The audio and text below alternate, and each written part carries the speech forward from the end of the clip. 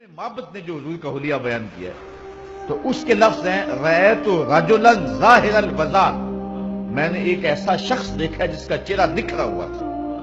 اللہ اکبر، یہ بنو خزاعہ کی عورت تھی۔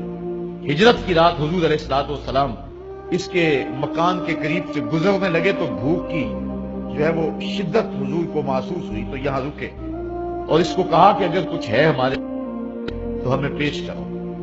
تو اس نے کہا کہ میں ایک دیہاتی عورت ہوں اور ایک عرب خاتون، عربوں کے ہاں مہمان آ جائے وہ تو سب کچھ لٹا دینے کے لیے تیار ہوتے ہیں، اور پھر مہمان بھی اتنے سونے آ جائیں۔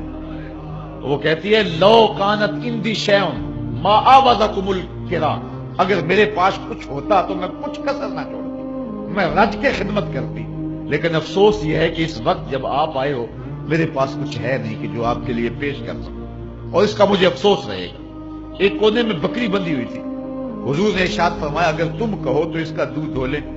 اس نے کہا اس کی تو ہڈیوں میں گودا بھی نہیں ہے، چلنے کے قابل بھی نہیں کہ ریوڑ کے ساتھ جاتی۔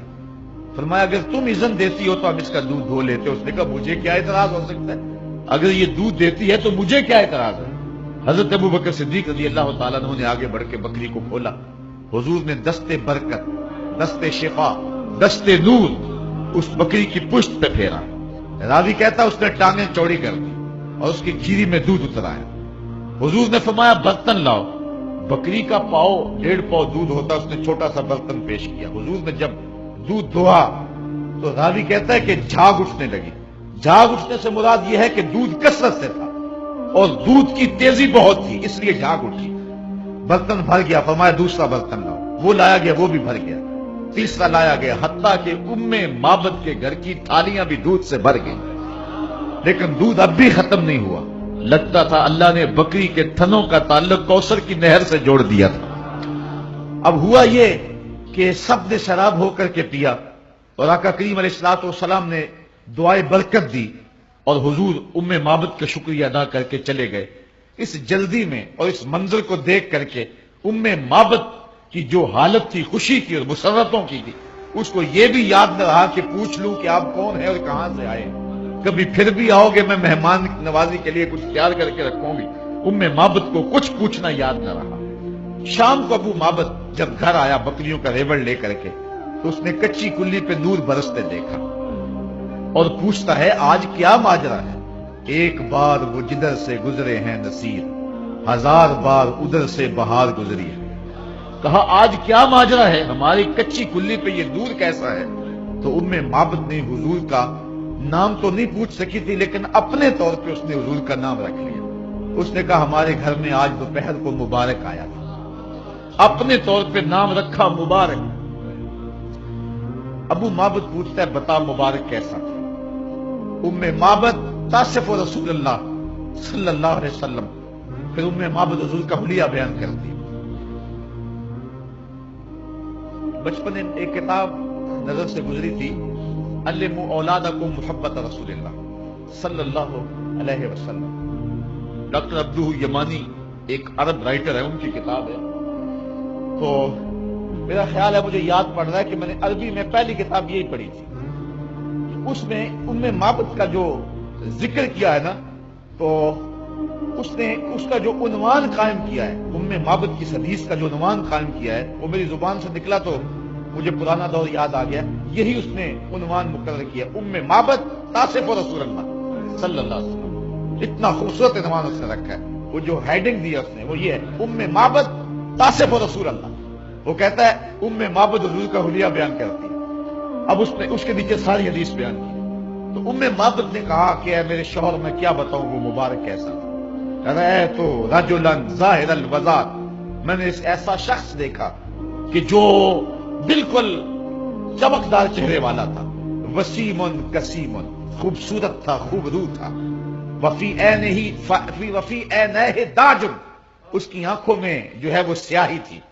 ایک ایک حضور کے عضو کا تذکرہ کیا، لیکن اس کے 2 لفظ میں آپ کے سامنے رکھوں گا اور آج کی مجلس میں آنے کا مل پڑ جائے گا۔ 2 لفظ ہے لیکن حد کر دی اس نے۔ معبد نے کہا میرے شوہر میں کیا بیان کروں وہ کیسا تھا؟ اس کا حلیہ 2 لفظوں میں سن۔ کہتی ہے معبد اپنے شوہر کو کہتی ہے اب الناس احسنہ من بعید و اجملہ من قریب. میرے شوہر میں کیا بتاؤں وہ کتنا سونا تھا. وہ اتنا سونا تھا جب دور سے آتا تھا تو سونا لگتا تھا, جب نیڑے آ گیا تو اور سونا لگتا تھا. کچھ لوگ ہیں دور سے اچھے لگتے ہیں, قریب سے بھلے نہیں لگتے. اور اس میں اس نے صرف حضور کا حلیہ بیان نہیں کیا, حضور کی سیرت بھی بیان کی. بہت کچھ لوگ دور سے اچھے لگتے ہیں, رشتہ داری کر کے دیکھو تو پتہ چلتا ہے کیا.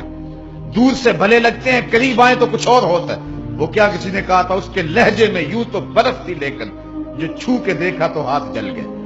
دور سے بھلے اور قریب آئے تو کان پھٹتے ہیں اور دور سے ڈھول سہانے دکھائی دیتے ہیں. کچھ لوگ دور سے سونے لگتے ہیں, کچھ قریب سے سونے لگتے ہیں, اور کچھ نہ دور سے سونے لگتے ہیں نہ قریب سے سونے.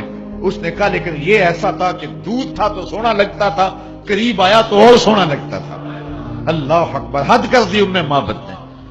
اچھا, ابو معبد روزانہ شام کو جب بکریوں کا ریوڑ لے کر کے آتا ہے اور معبد کھانا لے کر کے آتی ہے اپنے شوہر کے لیے, تو معبد جب کھانا پیش کرنے لگتی ہے تو ابو معبد کہتا ہے کھانا رہنے دو, کھانا بعد میں کھائیں گے, پہلے مبارک کی باتیں تو سناؤ. روزانہ ان کے گھر میں مبارک کی باتیں ہوتی. اگر اس کو میں سادے لہجے میں کہہ دوں, شاہ صاحب کہہ رہے تھے سادہ بول, سادے لہجے میں کہوں یا سنی لہجے میں کہہ دوں تو روزانہ ان کے گھر میں محفل میلاد ہوتی. کیونکہ حسن محمد کے قصیدے پڑھنا ہی تو محفل میلاد ہے نا. اللہ اکبر. تو ابو معبد جب آتا ہے شام کو ریوڑ لے کر کے, معبد بکریاں لے کر کے آتی, وہ روٹی لے کر کے آتی ہے, کھانا لے کر کے آتی ہے. ابو معبد کہتا ہے کھانا بعد میں کھائیں گے, پہلے مبارک کی باتیں سنو. روزانہ ان کے گھر میں مبارک کا ذکر چلتا ہے. کبھی کبھی وہ بچہ بھی بولتا امی مبارک نے یوں ہاتھ رکھا تھا اور اس طرح بکری نے ٹانگیں چوڑی کر دی تھی.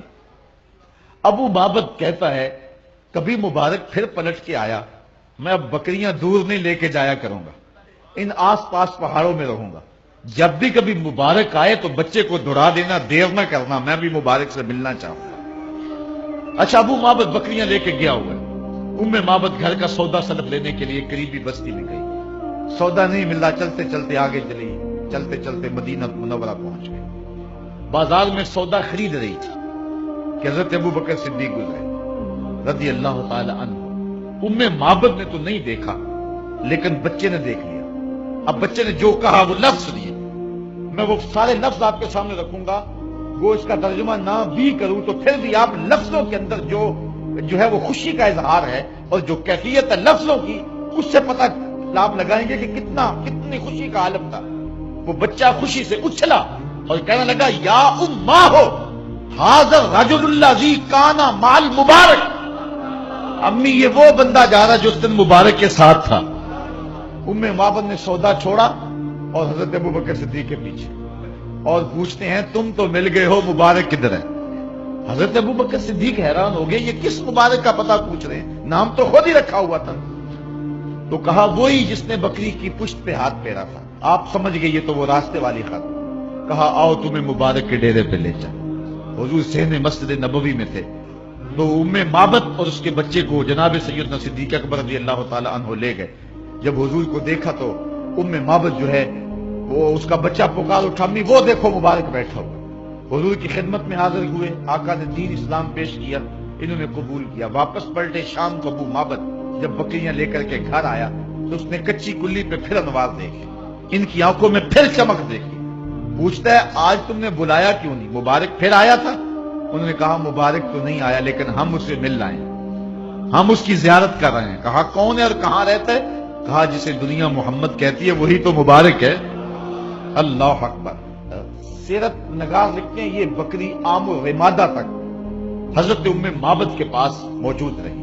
یہ حضرت عمر فاروق کے دور کے اندر قحط کا ایک سال آیا تھا جبکہ سبزے خشک ہو گئے تھے اور کہیں سے نہ پانی ملتا تھا نہ سبزہ ملتا تھا, لیکن جس کو دودھ کی ضرورت ہوتی معبد کے ڈیرے سے مل جاتا تھا. عام و رمادہ تک راوی کہتا ہے ہمیں پتہ ہے کہ اس وقت تک تو بکری معبد کے پاس موجود تھی, کیونکہ پورے علاقے سے کہیں سے دودھ ملے نہ ملے معبد کے ڈیرے سے اس بکری کا دودھ ضرور ملتا تھا. اس لیے اس دور تک بھی وہ بکری زندہ رہی اور برابر دودھ دیتی رہی. بعد میں کتنی دیر تک زندہ رہی سیرت نگار اس پہ خاموش ہے. تو معبد نے جو حضور کا حلیہ یہاں بیان کیا تو وہ کہتی ہیں رأیت رجلا ظاہر الوضاء میں نے ایک ایسا شخص دیکھا جس کا چہرہ چمک رہا ہے۔ حضرت ابو طفیل نے کہا کان رسول اللہ صلی اللہ علیہ وسلم ابیض، حضور چٹے رنگ کے تھے۔ ویسے حضور کے دادا محترم نے حضور کا عرفی نام بھی یہی رکھا ہوا تھا، دادے